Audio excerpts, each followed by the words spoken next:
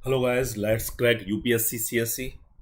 आपका स्वागत है। आज हम एक बहुत ज़बरदस्त करंट टॉपिक लेकर के आए हैं आपके सामने। वो है आर्कटिक काउंसिल, यानी उत्तरी ध्रुव का वह क्षेत्र जो एक सर्किल से घिरा हुआ है, जिसको आर्कटिक सर्किल कहते हैं। और यहाँ उत्तरी ध्रुव यह है, आर्कटिक महासागर है। और इससे रिलेटेड जो 8 देश हैं उनका एक संगठन है जिसको आर्कटिक काउंसिल कहते हैं। ओटावा डिक्लेरेशन के माध्यम से 1996 में स्थापना हुई। 91 में इसकी शुरुआत हुआ, इनिशिएशन हुआ। और एक AEPS जो है एनवायरमेंटल एक स्ट्रेटेजी बनी 91 में, और वो 96 में उसकी परिणति हुई आर्कटिक काउंसिल का। ये ओटावा डिक्लेरेशन कहलाता है, जो बहुत फेमस है। और वहाँ पर भारत का हिमाद्री एक केंद्र बना हुआ है नॉर्वे में, उसके लिए भी प्रसिद्ध है। तो तीनों चीज़ों की हम चर्चा करेंगे जो बहुत इंपॉर्टेंट है प्रीलिम्स के लिए, मेंस के लिए और सभी कॉम्पिटिटिव एग्जाम्स के लिए। तो लेट्स क्रैक यूपीएससी सीएससी, हमारे साथ आप बने रहें। हम आज चर्चा कर रहे हैं आर्कटिक काउंसिल की। आर्कटिक काउंसिल, ओटावा डिक्लेरेशन और हिमाद्री रिसर्च स्टेशन, जो भारत का रिसर्च स्टेशन है। और बहुत सारे रिसर्च वहाँ पर हो रहे हैं। इसी तरह से अंटार्कटिक जो है वो नीचे, दक्षिण ध्रुव जो है, ये तो उत्तर ध्रुव की हम बात कर रहे हैं। ये नॉर्थ पोल है। ये देखिए आप चित्र में आप देख सकते हैं, this is the north pole and this is the Arctic ocean. ये ओशियन कहलाता है। उत्तरी ध्रुव का पूरा क्षेत्र है, घिरा हुआ है। ये आर्कटिक सर्किल कहलाता है। यहाँ से सीधे सीधे क्वेश्चन पूछे जाते हैं जीएस में, जीके में, आईआर, पॉलिटी में और ज्योग्राफी में भी। ये एक सर्किल है और इस सर्किल में जो जो देश यहाँ पर आ रहे हैं, जिनकी टेरिटरी है और जिनकी सॉवर्निटी है, वो ही इसके परमानेंट मेंबर हो सकते हैं। ये कई बार क्वेश्चन इस तरह से पूछा गया है। तो भारत परमानेंट मेंबर हो नहीं सकता, क्योंकि भारत का केवल रिसर्च स्टेशन है और वो नॉर्वे में है। ठीक है, तो ये पूरी स्थिति है। ये सेंजन कंट्री हैं, ये नॉर्वे है, फिनलैंड है, स्वीडन है, डेनमार्क भी यहाँ पर है। और इस तरह से ग्रीनलैंड जो है वो डेनमार्क के अधीन है। बड़ा क्षेत्र है, इसलिए डेनमार्क का जो डेयरी डेवलपमेंट है वो बड़ा ज़बरदस्त है, क्योंकि यहाँ पर पशु और जो उनका चारा होता है वो ज़बरदस्त होता है। उत्तरी ध्रुव में आपको पता है 6 महीने दिन रहते हैं, 6 महीने रात रहते हैं। और बड़ा गजब का, अजीब प्रकार का यहाँ पर मौसम है। बहुत सारे आदिवासी इंडिजिनियस लोग रहते हैं, एस्किमो जैसे लोग रहते हैं। और बड़ा दुर्लभ भी है, बड़ा सुंदर भी है और बड़ा अजीब भी है। तो इस तरह से पूरा ये एक समझने लायक स्थिति है और कॉम्पिटिटिव एग्जाम के पॉइंट ऑफ व्यू से बहुत इंपॉर्टेंट है। तो बात कर रहे हैं आर्कटिक काउंसिल की, ओटावा डिक्लेरेशन की and Himadri research station of India established eight Norway. चलिए, जिन जिन पॉइंट्स की हम यहाँ पर चर्चा कर रहे हैं वो मैं आपको ब्रीफ में बता दूं। हम आर्कटिक काउंसिल का इंट्रोडक्शन आपको बताएंगे, किस तरह से 91 से कारवा बढ़ता हुआ 96 में ओटावा डिक्लेरेशन के माध्यम से ये एक गठन हुआ। कनाडा की राजधानी ओटावा, और यहाँ पर देखिए ये कनाडा है। ये 8 देश जो हैं, Denmark, Iceland, Norway, Sweden, Finland, Russia, ये रसिया का कुछ पार्ट, और ये यूएस, यूनाइटेड स्टेट्स का अलास्का। 1 2 3 4 5 6 7 8, ये 8 देश जो मूलभूत रूप से वहाँ अपनी सॉवर्निटी रखते हैं, उस जमीन पर, उस भूमि पर जिनकी टेरिटरी है, वो इसके मेंबर हैं। और आर्कटिक सर्किल को ये फॉर्म करते हैं, निर्मित करते हैं। बेसिकली एक फोरम है, ये एक प्लेटफॉर्म है जो यहाँ के इंडिजिनस, चाहे वो एनवायरनमेंट हो, चाहे वो इकोलॉजी हो, चाहे वो लोग हों, पीपल हों, और पूरा फ्लोरा एंड फौना, जो वनस्पति है और जो मानव जीवन है या दूसरे जो जीव जंतु हैं, उन सब की रक्षा करने का काम यहाँ पर इस फोरम के माध्यम से किया जा रहा है। इसलिए आर्कटिक काउंसिल का जो ऑब्जेक्टिव है वो कोई इकोनॉमिक ऑब्जेक्टिव नहीं है, वो कोई स्ट्रेटेजिक नाटो की तरह नहीं है, कोई डिफेंस का नहीं है। यहाँ जो इनका मोटो है वो ये है कि इस चीज़ को संरक्षित किया जाए, कंजर्वेशन किया जाए, क्योंकि क्लाइमेट चेंज हो रहा है, ग्लोबल वार्मिंग हो रही है, बहुत सारे इकोलॉजिकल और एनवायरमेंटल थ्रेट हमारे ऊपर आ रहे हैं। और उसी की वजह से बहुत सारे हम देख सकते हैं कि पेंडेमिक जैसी महाविश्वव्यापी महामारियाँ फैल रही हैं। लॉकस्ट, जिसको हम टिड्डी दल कहते हैं, टिड्डी दल का आक्रमण हो रहा है। लोगों ने कहा कि ये भी ग्लोबल वार्मिंग की वजह से और क्लाइमेट चेंज की वजह से हो रहा है। ये राम जी का घोड़ा टिड्डी जो है वो पूरे कई कई जगह, राजस्थान में तो बहुत जिलों में पूरा राजस्थान इससे प्रभावित हो रहा है, गुजरात प्रभावित हो रहा है, पंजाब का एरिया है, हरियाणा का एरिया है, और यूपी तक ये पहुंच गई है। बहुत ज़बरदस्त इसका प्रकोप है। तो ये भी एक माना जा रहा है कि ये क्लाइमेट चेंज की वजह से। कुछ मीटिंग्स की हम बात करेंगे, जो लेटेस्ट अभी नई जो मीटिंग हुई है, 11वीं जो मीटिंग हुई है, उसकी हम यहाँ पर बात करेंगे। फिनलैंड में हुई है। और इंडिया का एक यहाँ पर रिसर्च स्टेशन है जिसका नाम है हिमाद्री।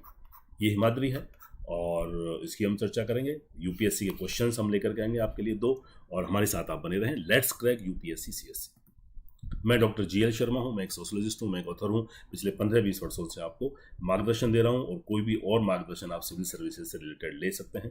आप मेरे को ये व्हाट्सएप कर सकते हैं। This is my WhatsApp number 7793880880 7793880880। This is my WhatsApp number. आप मुझे मैसेज करें, अपना पूरा नाम लिखें, नंबर लिखें। And this is my Telegram channel learn with doctor GL Sharma, और हमारे साथ बने रहें। Let's crack UPSC CSE।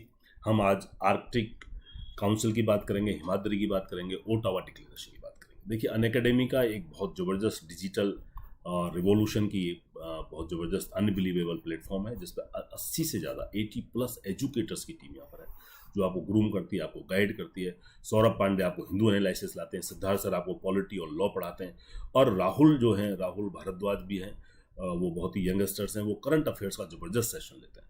तो ये सारे लोग आपको ग्रूम करते हैं, आपको पढ़ाते हैं, आपको गाइड करते रहते हैं। रेगुलर स्पेशल क्लासेज यहाँ पर हैं जो बिल्कुल फ्री में हैं, और टेस्ट सीरीज हैं, मॉक टेस्ट हैं, जिनसे आप इजीएस्ट वे है, एनी वे है, any time you can guide yourself. और अनअकैडमी के ऐप को यहाँ पर आप ये डाउनलोड करें, अपनी चॉइस का यहाँ पर कोर्स सेलेक्ट करें, और उसके बाद में जो प्लस के कोर्स हैं वो वेल स्ट्रक्चर्ड हैं, बहुत ही सिस्टमेटिकली आपकी तैयारी को अंजाम देते हैं। तो मैं तो आपको कहूँगा कि आप प्लस का सब्सक्रिप्शन जरूर लें, जिससे आपकी सिस्टमेटिकली तैयारी हो। और ये मेरा रेफरल कोड है GL10। जैसे ही इसको अप्लाई करेंगे आपको ऑटोमेटिकली 10% की फीस में डिस्काउंट यहाँ पर मिल जाता है। देखिए, ये GL10 इज माई कोड।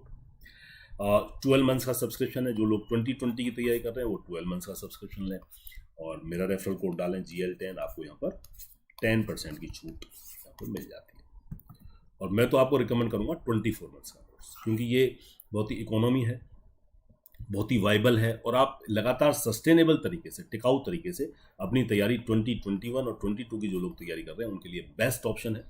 और इस समय लॉकडाउन में विशेष एक ऑफर चल रहा है GL10। जैसे ही आप मेरा रेफरल कोड यहाँ पर अप्लाई करेंगे तो आपको 10% की फीस में डिस्काउंट यहाँ पर छूट मिलती है, और ये इसका सब्सक्रिप्शन ऑलरेडी काफ़ी कम है। ओके, ये 48,000 से आपको 43 में मिल जाता है।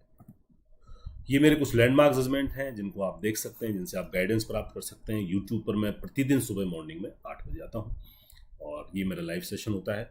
ये आर्कटिक काउंसिल, ओटावा डिक्लेरेशन और हिमाद्री की हम बात करेंगे आज पूरे सेशन में। मेरे साथ कौन कौन लोग जुड़े हुए हैं मैं जरा देख लेता हूँ। Hari Yadav, good morning. Yes. Diksha, hello, good morning. Abhishek, Rahul, Suman Singh, Pradeep, I was waiting for your video, sir. Okay, I am here, very much here. Survi Yadav, good morning, Survi. Ram Babu, Gopalli, yes. Hari, नमस्कार हरी। सबनू नमस्कार। Ashok, good morning. Aadesh, Raksha Patidar, Abhishek Tutor, and Akash Chaube, good morning all of you for joining us. Thank you for joining us. And Mohammad Khushnur Alam, India, Bharat, good morning. And Megha Jayal, good morning. Ashish Bharadwaj, Pranam, God bless you beta. Aditya, Jai Shri Ram. Akash, Ritika, Mahi, Shubh Lakshmi, Rahul Shukla, all of you, thank you very much for joining us. Swapna, और देखते रहें आप हमारा ज़बरदस्त आज ये current affairs से related, ये इंटरनेशनल रिलेशन, इंटरनेशनल पॉलिटिक्स से रिलेटेड टॉपिक है। Arctic council, Ottawa declaration, Himadri research station of India situated at Norway, इन सब की हम यहाँ पर बात करने वाले हैं। चलिए ये देखिए, एक बार हम देख लें कि क्या स्थिति है देशों की। This is Arctic circle. सीधे क्वेश्चन यहाँ से, ये जो मैं टर्म बोल रहा हूँ इन पर सीधे क्वेश्चन पूछ लेते हैं, ठीक है। This is the north pole, Arctic ocean is there. ये पूरा आर्कटिक ओशियन है जो बिल्कुल आपको नीले इसमें दिखाई दे रहा है, ये पानी पानी है, और यहाँ पर आइस रहती है, जनरली बर्फ रहती है। 6 महीने दिन रहता है, 6 महीने रात रहती है पूरी, और वो टुकड़ों में धीरे धीरे धीरे धीरे ऐसा क्रम जो है वो चलता रहता है। ये फिनलैंड है, ये स्वीडन है, नॉर्वे है, ये आइसलैंड है, ये Denmark. And I am quite fortune to see and having the visit of the Finland, Sweden, Norway and Denmark. ये चारों देशों की मैं यात्रा कर चुका हूँ। बहुत ही सुंदर देश हैं, और मानव संसाधन विकास के मामले में, मानवीय विकास के मामले में ह्यूमन डेवलपमेंट इंडेक्स में बहुत ऊंचे हैं। बहुत ज़बरदस्त सिविक सेंस है, बहुत अच्छा इंफ्रास्ट्रक्चर, क्लाइमेट, पॉपुलेशन कम है, एनवायरनमेंट बहुत अच्छा है। तो ये सारे सेंजेन कंट्री भी इधर कहलाते हैं। और ये देखिए ये लोग, ये जो 8 देश हैं, 8 नेशंस हैं, ये इसके मेंबर्स हैं आर्कटिक काउंसिल के। और चूंकि इनकी यहाँ पर सॉवरेनिटी है, इनकी टेरिटरी है, तो फिनलैंड है, स्वीडन है, नॉर्वे है, आइसलैंड है, डेनमार्क है, और रसिया है, और यूएस है, और एक कनाडा है। ओटावा यहीं पर हुआ डिक्लेरेशन, और ये डेनमार्क। ये 8 देश जो हैं बेसिकली, ये देखिए आप, ये चित्र जो है आपको क्या शो कर रहा है, जो बर्फ़ से जुड़े हुए क्षेत्र हैं, जो बहुत ही ठंडे प्रदेश हैं, वहाँ पर फोना और फ्लोरा एंड फोना, वनस्पति का, जीव जंतुओं की दोनों की रक्षा करना, उनका कंजर्वेशन करना, उनका प्रोटेक्शन करना, ये सारा इस डिक्लेरेशन का मेन मोटिव है। तो ओटावा डिक्लेरेशन हम बताते हैं आपको कब हुआ, कैसे हुआ। ये 96 में एक डिक्लेरेशन हुआ, और उसमें आर्कटिक काउंसिल का गठन हुआ। ये high level inter governmental forum है, दिस इज द फोरम, ये एक प्लेटफॉर्म है, ये एक मंच है। ये कोई ऐसा संगठन नहीं है जैसे नाटो संगठन बन गया, या आसियान बन गया, या कोई आप जो WTO बन गया, ऐसा बन गया, ऐसा कुछ नहीं है ये, ठीक है। Addresses the issues faced by the Arctic government and people living in the Arctic reason. Arctic region को बचाने का जो काम है, वहाँ पर जो पर्यावरण संरक्षण करने का काम है, वो क्योंकि बहुत वहाँ पर दोहन होने लग गए, वहाँ पर लोग अपने स्वार्थ के लिए बहुत सारी चीज़ों को करने लग गए। कुछ लोग वहाँ से रिसोर्सेज इस तरह से बनाने लग गए कि वहाँ की जो फोना, फ्लोरा और फोना है, और जो इंडिजिनस लोग हैं, उनको बहुत नुकसान हुआ। यहाँ पर 8 मेंबर्स हैं स्टेट, और 13 ऑब्जर्वर स्टेट्स है ना। 2013 से भारत ऑब्जर्वर स्टेट है, परमानेंट मेंबर भारत नहीं है, क्योंकि भारत की वहाँ पर कोई टेरिटरी नहीं है, कोई वहाँ पर सॉवरेनिटी नहीं है, इसलिए भारत उसका परमानेंट मेंबर नहीं हो सकता। ये 8 जो मेंबर हैं, ओटावा डिक्लेरेशन में इनका नाम है, ये मैंने आपको बताए थे मैप में। कनाडा है, यूके है, डेनमार्क,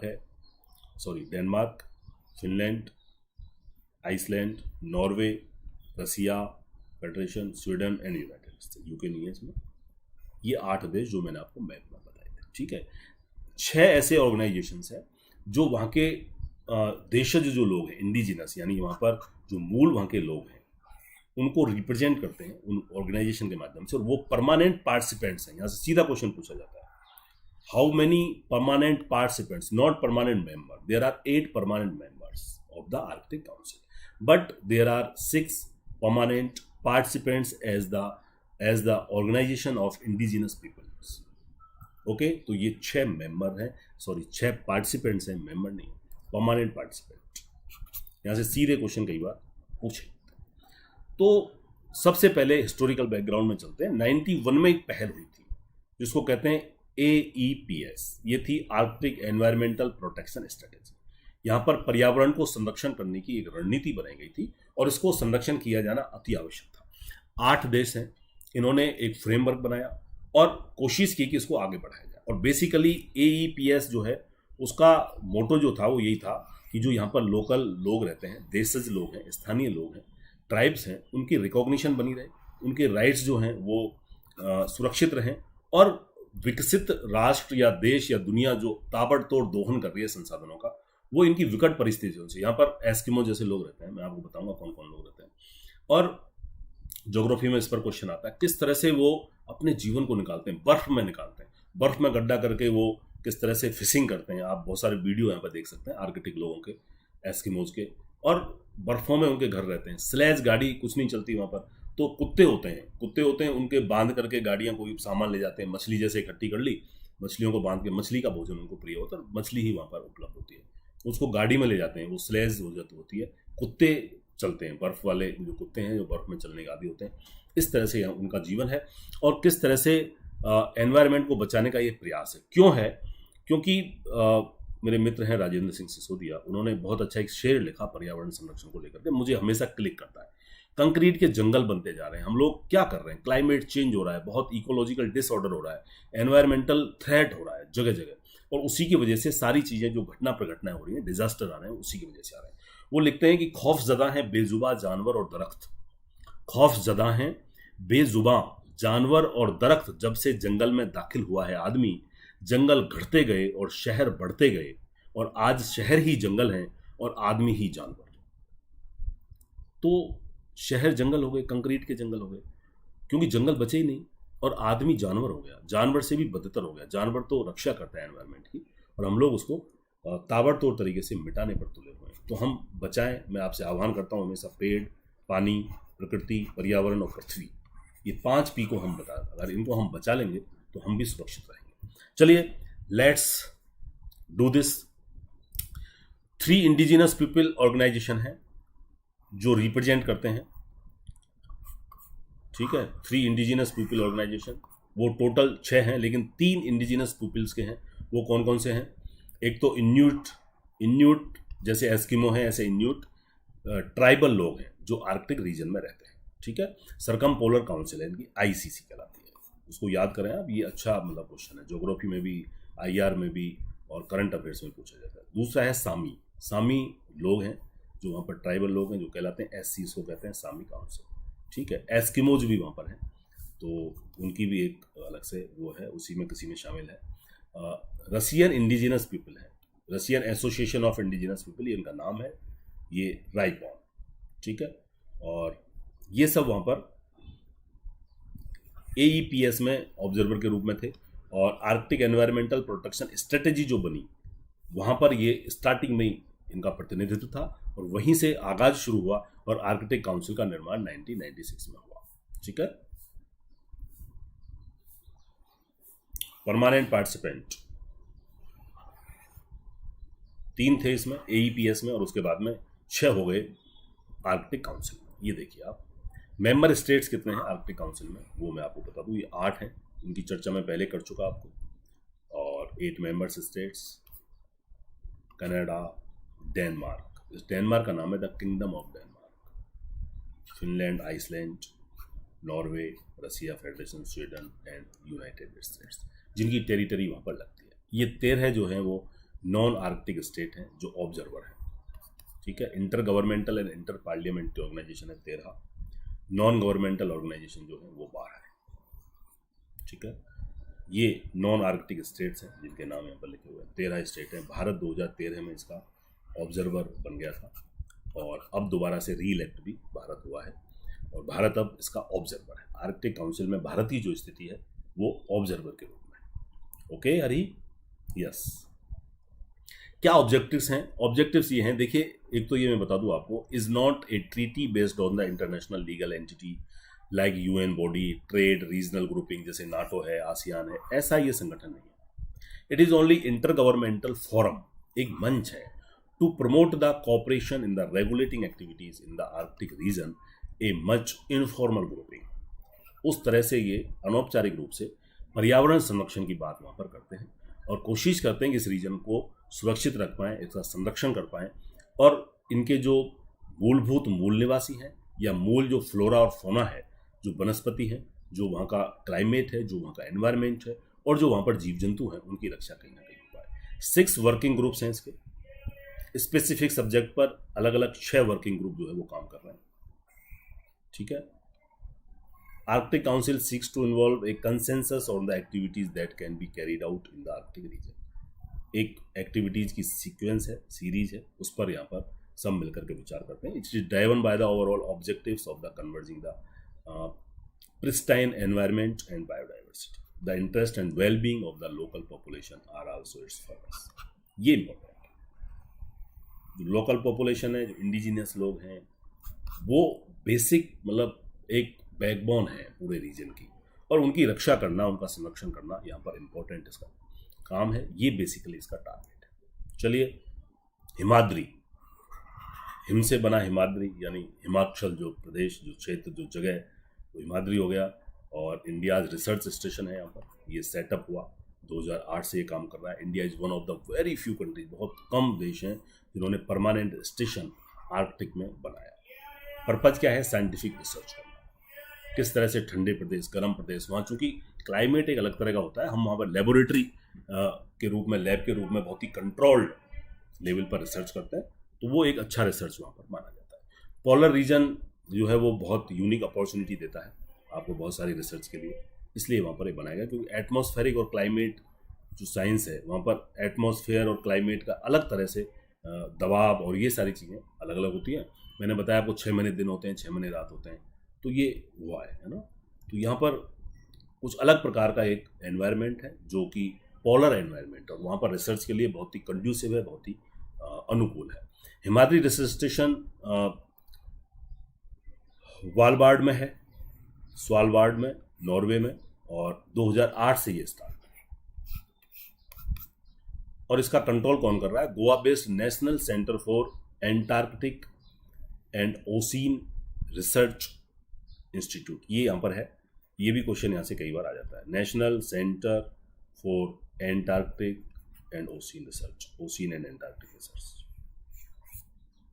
ये नोडल ऑर्गेनाइजेशन है जो गोवा में स्थित है। वो पूरी इसकी कंट्रोलिंग करता है, उसके माध्यम से यहाँ पर सारी एक्टिविटीज जो है हिमाद्री में उसके माध्यम से संचालित होती है। This is the scene. Himadri has been used to carried out the very variety of the biological, glaciological, glaciers, atmospheric and climate sciences research project. ये 4 प्रकार के प्रोजेक्ट वहां पर चल रहे हैं, ठीक है। Beside India's first permanent station दक्षिण गंगोत्री। आपको पता है एंटार्कटिक जो रीजन है, ये देखिए, ये पृथ्वी है और इसका ये तो नॉर्थ पोल है, ये तो है आर्कटिक रीजन, और ये नीचे जो है एंटार्कटिक रीजन है। एंटार्कटिक रीजन में हमारा स्टेशन बहुत पहले से चल रहा है, 83 से चल रहा है।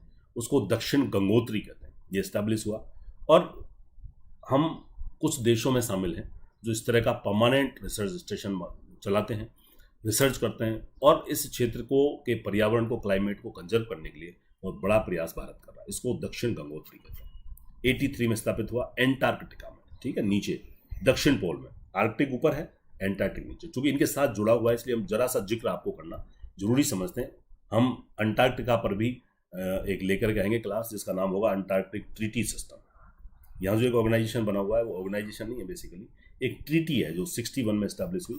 54 देश हैं इसके, ठीक है, अंटार्कटिका में, और इस पर भी में सेशन नहीं करता। लेकिन ये चूंकि रिलेटेड है, को रिलेटेड है, आपको समझना जरूरी है। 3 डिकेड से ज़्यादा एक्सपेरिमेंट करते हुए हो गए हमें, और पोलर रीजन पर ये जबरदस्त काम कर रहा है। India is now among the very few countries which have multiple research stations in Antarctic as well as the Arctic region. उत्तरी पोल पर भी हमारे रिसर्च स्टेशन है जिसका नाम हिमाद्री है, और दक्षिण पोल पर भी हमारा रिसर्च स्टेशन है जिसका नाम दक्षिण गंगोत्री है, ठीक है। तो ये भारत जो है इस दिशा में काफ़ी आगे चला हुआ। देखिए, आर्कटिक काउंसिल की जो मिनिस्ट्रियल मीटिंग्स होती हैं ये लगातार 98 से हो रही है। 96 में इसका गठन हुआ, 98 से ये मीटिंग हो रही है। लगभग 2 वर्ष में ये होती है। पहली मीटिंग यहाँ पर हुई कनाडा में हुई, उसके बाद में लगातार हो रही है, और 11वीं मीटिंग ये 2019 में हो चुकी है। 11वीं मंत्री स्तरीय मीटिंग 7 मई 19 को यहाँ पर रोवानिमी में हुई और फिनलैंड में हुई। इसके बारे में जरा सी चर्चा करते हैं। मेजर इशू जो यहाँ पर डिस्कस हुए वो थे, एक तो ग्लोबल वार्मिंग का इशू, बहुत जबरदस्त टेंशन है, वर्ल्ड वाइड टेंशन है। ग्रीन हाउस इफेक्ट को, इमिशन जो उसके गैसेज हैं उसको कम करना है। क्योटो प्रोटोकॉल के बाद में पेरिस एग्रीमेंट आ गया और अमेरिका इससे दूर भी हट गया है।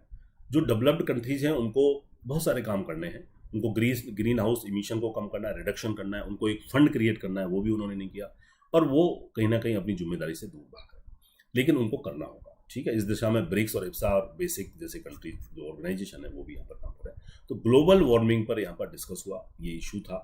और jurisdiction of the Arctic wealth of minerals, यहाँ पर जो मिनरल्स हैं उनके बारे में भी उनका जुरिडिक्शन किसको मिलेगा किसको नहीं मिलेगा, चूंकि 8 मेंबर्स हैं जिनका वहाँ पर सॉवरेनिटी है, जिनका वहाँ पर जुरिडिक्शन है, जिनका क्षेत्र वहाँ पर है। चाहे ह्यूमन एक्टिविटी बहुत ही लिमिटेड है क्योंकि वहाँ पर बर्फ रहती है ज़्यादातर, लेकिन कभी कभी एक समय आता है जब वहाँ पर एक्टिविटी होती है, चलती है, और लोग जो इंडिजिनस लोग हैं वो रहते हैं। Concern over the renewed climate policies. देखिए, यूएस प्रेसिडेंट ट्रंप कई बार कह चुका है, कई चीज़ों से वो बाउंस बैक हो गया है, पीछे हट गए हैं, और ये एक थोड़ी गंभीर स्थिति है। तो क्लाइमेट पॉलिसी बदल रही है, और यूएस प्रेसिडेंट के डिक्लेरेशन के बाद में थोड़ी बदली है। तो बदली हुई परिस्थितियों में दोबारा से चीज़ों को डिस्कस करना यहाँ पर 11th आर्कटिक काउंसिल में किया गया। एक चाइना का एक बड़ा प्रोजेक्ट है जो है तो अच्छा, लेकिन वो भी थोड़ा सा क्लाइमेट के लिए, एनवायरनमेंट के लिए थ्रेट है। नाम है उसका पोलर सिल्क रोड। ये सीधा क्वेश्चन यहाँ से कई बार आता है। Polar silk road is a project of China which has to be established in Arctic region, and Arctic council जो है वो थोड़ा सा इसको देखती है, क्योंकि चाइना एक ऑब्जर्वर कंट्री है आर्कटिक काउंसिल का। ये as melting ice has opened up new northern shipping route. Shipping route जो है वो यहाँ पर बनेगा और आइस चूंकि मेल्ट होगी और 2018 से ये इसका काम चल रहा है। Polar silk road, polar silk road जो नॉर्थ पोल है उस पर एक रास्ता निकलेगा, एक शिपिंग रूट होगा और चूंकि जब वो शिपिंग रूट होगा तो वहाँ के क्लाइमेट को निश्चित रूप से परिवर्तित करेगा, चेंज करेगा और जिसके परिणाम जो है वो हो सकता है कुछ ना कुछ गलत हो, खतरनाक हो और आने वाले समय के लिए एनवायरनमेंट के लिए थ्रेट भी हो सकता है। तो ये पोलर सिल्क जो रोड है ये चाइना का प्रोजेक्ट है। इसके बारे में आर्कटिक काउंसिल में डिस्कस हुआ, 11th मीटिंग है उसमें डिस्कस हुआ। चलिए 2 क्वेश्चन मैं आपके लिए लेके आया हूँ, बहुत ही इजी क्वेश्चन है, एक दूसरे से आपस में जुड़े हुए हैं। कौन सा स्टेटमेंट करेक्ट है? 1 और 2 स्टेटमेंट है यहाँ पर। Only nations surrounding the Arctic ocean can become its member. हाँ बिल्कुल, परमानेंट मेंबर। और observer, no no no, observer तो कोई भी बन सकता है, जैसे भारत है ऑब्जर्वर, तो वो सराउंडिंग में तो नहीं आर्कटिक ओशियन में, ठीक है। Only nation surrounding Arctic ocean can become its member और ऑब्जर्वर, ये स्टेटमेंट गलत है। मेंबर्स तक तो सही है, ऑब्जर्वर गलत हो गया। In 1996, Ottawa Declaration established the Arctic Council for forum for the promoting the cooperation, coordination, interaction among the Arctic states. Yes, definitely. Second is right. B should be the right answer. B. Yes, Ashok, you are right. B is the right answer. देखिए ये Arctic region है, circle है, इसमें जो 8 देश हैं ये तो इसके परमानेंट मेंबर बन सकते हैं, लेकिन इससे बाहर के जो देश हैं वो ऑब्जर्वर बन सकते हैं। India is observer since 2013। ये 20 का क्वेश्चन आंसर है। ये देखिए 8 देश। Observer status is open to the non Arctic states approved by the council at the ministerial meeting. और ये बहुत सारे यहाँ पर देश जो हैं वो इसके observer, India and China one of them. दूसरा क्वेश्चन है इसी तरह का, कंसीडर, ये क्वेश्चन आ चुके हैं, consider the following statements regarding the Arctic council. Arctic council promotes the cooperation, coordination, ये वही सेंटेंस था जो ऊपर है, लेकिन इसमें जोड़ा गया the regions, indigenous communities and other inhabitants on the common issues. तो ये ठीक है, ये स्टेटमेंट बिल्कुल सही है। आर्कटिक काउंसिल इसके लिए बनी है, इसको प्रमोट करती है, ये उसका उद्देश्य है। Indian researchers have been studying whether there is a core relation between the Indian monsoon and the Arctic region. क्या इसमें कोई सहसंबंध है क्या? जो मानसून हमारा आता है वो और Arctic region with its well equipped research station Himadri. बिल्कुल ठीक है, नॉर्वे में हिमाद्री है और ये रिसर्च वहाँ पर हो रही है मानसून और आर्कटिक रीजन को लेकर के। India has been one of the permanent member of the Arctic council. ये गलत है, परमानेंट मेंबर इंडिया हो भी नहीं सकता और है भी नहीं। तो ये उसी तरह का प्रश्न है। 1 और 2 इसमें सही है। A is the right answer. A, you are right. Aryan Jain, right. Can you tell me what should I do I crack UPSC. आप 11th में हैं Arya, this is right time, आप तैयारी करते रहें, कंटिन्यू अवेयरनेस डेवलप करें। और आप तो सीधा अनअकैडमी का प्लस जो सब्सक्रिप्शन है वो सीधा ले लें 24 मंथ्स का, बहुत आपके लिए बेनिफिशियल है। सारे वीडियोज आप देख डालें और ज़बरदस्त सिस्टमेटिकली आप अपनी तैयारी को अंजाम कर दे सकते हैं और एनसीईआरटी से आप शुरुआत करें। ए इज द राइट आंसर। देखें, ए इज राइट। 8 देश परमानेंट मेंबर्स हैं और कुछ ऑब्जर्वर हैं। India can not be the permanent member of AC. Arctic council का मेंबर इंडिया नहीं हो सकता। India is an observer nation since 2013 and re elected again recently, और वो दोबारा भी बन गया है।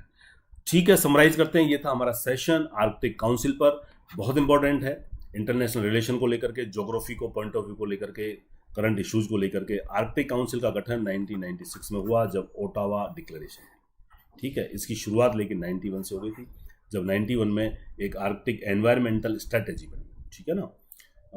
हमने आपको ऑब्जेक्टिव बताया क्या है, जो इंडिजिनस लोग हैं, फ्लोरा और फौना जो है, वहाँ की वनस्पति जो है, जीव जंतु हैं, वहाँ के लोग हैं, वहाँ की रिसोर्सेज हैं, उन सबको संरक्षण करना, उन सबको बचाए रखना, ठीक है। मेंबर्स हैं, 8 मेंबर्स हैं, 13 ऑब्जर्वर हैं और दूसरे जो ऑर्गेनाइजेशन है वो भी यहाँ के इससे जुड़े हुए हैं। मेजर मीटिंग्स 11 मीटिंग हो चुकी हैं, 11वीं फिनलैंड में हुई है जो हमने आपको बता दिया। इंडिया का एक रिसर्च स्टेशन हिमाद्री है जो वहाँ पर काम कर रहा है, बहुत ज़बरदस्त रिसर्च वहाँ पर चल रही है और ये बहुत अच्छा काम वहाँ पर 2008 से कर रहा है।